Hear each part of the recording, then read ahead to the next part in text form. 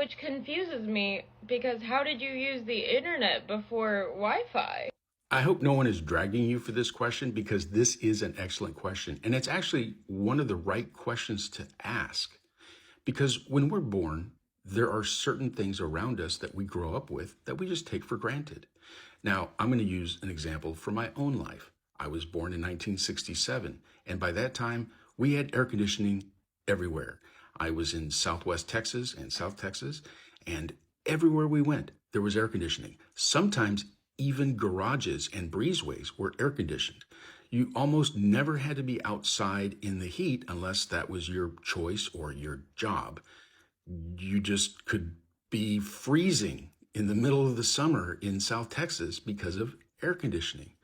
I remember the first time I was with my grandparents and we went to visit one of the ranches that my grandparents had.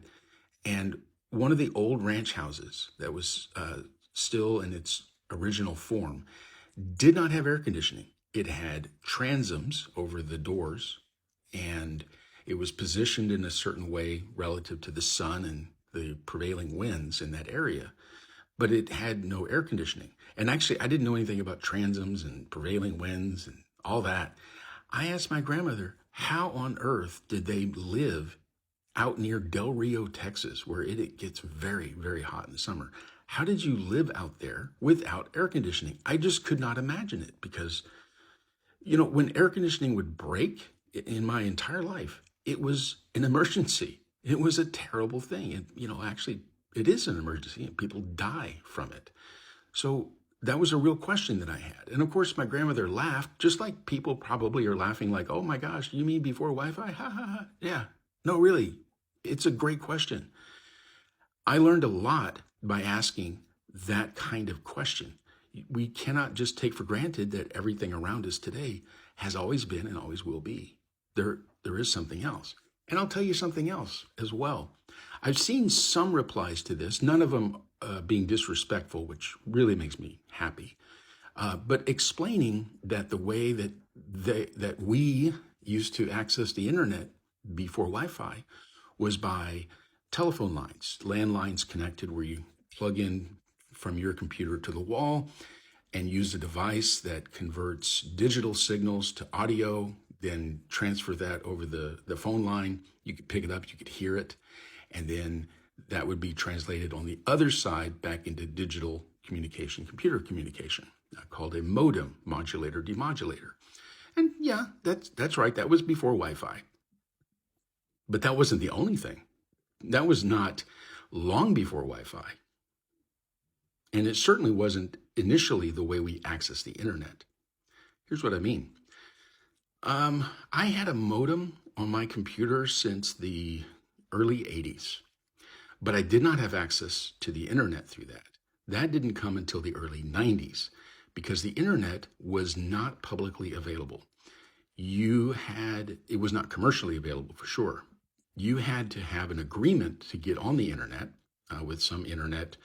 I don't even know how it happened back then, to be honest, but it was not easy. And I know it wasn't easy because I was a member of America Online, which was a computer network service connecting people who also used AOL. Initially, it was only AOL users. So you had to be a subscriber or trial subscriber to get on AOL. There were not other people on AOL except AOL users. That was the initial way AOL worked. I remember in the early 90s, there was a beta portal to the internet. And it was like, what? And they allowed for Gopher and Archie and WWW, the World Wide Web access. And you had to request it and get approval to get on it. Yeah, I remember that. But that wasn't the first time I used the internet.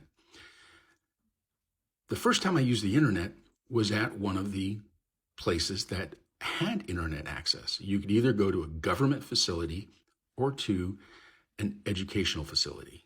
So my university, University of North Texas, had internet access. And that was provided through privileged accounts on very large computer systems that you had to pay somehow to get access to. I was employed by my department to do some database work. And the professor who gave me the account had enabled internet access. I don't know why. But as I was working on my database stuff, I think it was cleaning up data for data entry into a database. I can't remember exactly what it was. But as I was doing that work, I was bored. And I just did a quick test and found out that I was connected to the internet. And I pulled up a couple of the services that I knew were there. I found what you would now consider something like a Reddit, like a place where you can read news and threads and people can make posts and have conversations. And I went down a rabbit trail. I just started reading everything. And a few days later, the professor called me and said, "What are you doing? That's not necessary for what I've hired you to do." And I got in big trouble because that was charged to the department.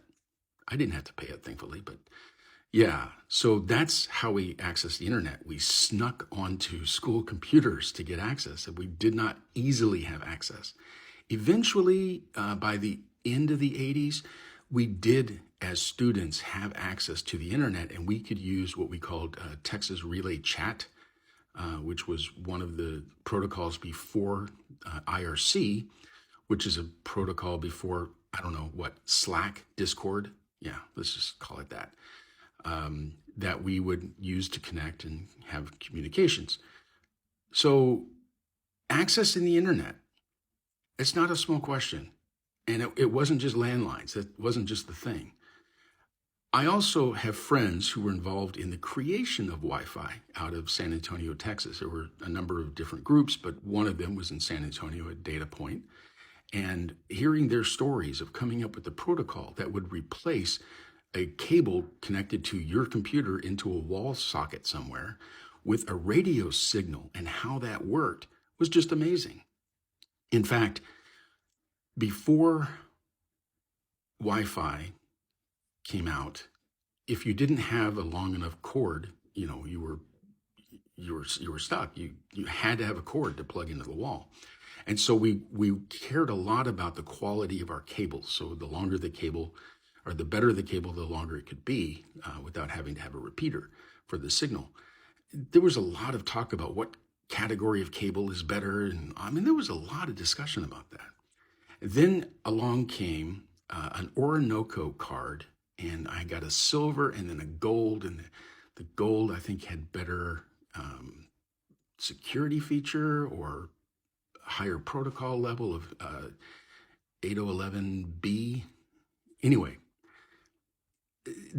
we were so excited to have this, but it wasn't enough because you had to be in close proximity. Like, with Wi-Fi, you had to be near an access point.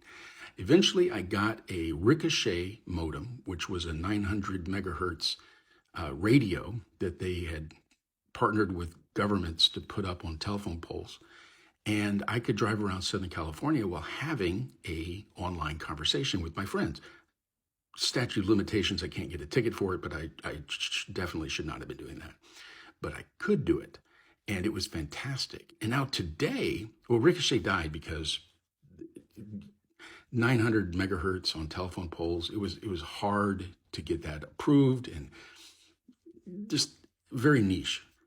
Eventually, though, we had 3G, 4G, LTE, and 5G.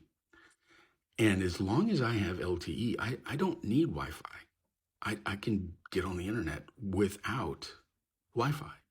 And I'd prefer it at my house if I could do that. But I don't have good enough cellular coverage, so I have to be plugged into one of the local monopolies that provides access to the internet. Mine is Comcast Xfinity. I hate it. I hate it so much, but I have to have it because I work on the internet. Anyway, these kinds of questions, keep asking them. Don't take things for granted because there could come a day when we don't have air conditioning, and then what do you do in the summer? How do you handle it? You have to talk to somebody who knew how to do it before air conditioning. Great question. Thank you.